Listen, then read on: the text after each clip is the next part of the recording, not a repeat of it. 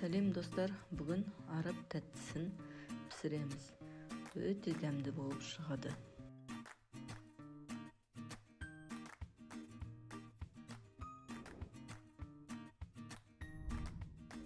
Ол үшін біз ыдысымызға жылы суымызды құйып, ашытқымызды және қантымызды салып, жақсылап араластырып 10 минутқа қойып қоямыз.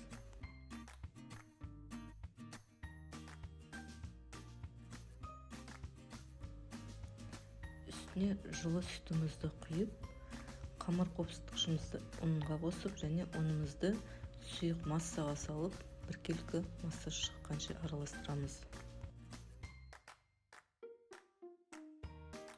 Видеода көрсетілгендей осындай сұйық масса шығуы керек. Осыдан кейін құрғақ майсыз ыдысымызға құйып, осылай бір бетін ғана пісіріп аламыз.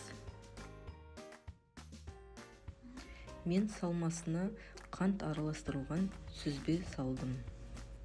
Салмасына тауық етін пиязбен қуырып салса да болады. Осылай 3 бұрышын жинап, 3 бұрышты формаға келтіріп аламыз. Түгел жауамыз, себебі ол бір шеті ғана піскеннен кейін ол жабыспалы болып келеді. Ал ортасы ашық тұруы тиіс. Іші шикі болып қалмау үшін духовкамызға 180 градусқа 10 минутқа салып пісіріп аламыз. Өте дәмді және тойымды араб тәттісі дайын болды. Ас болсын.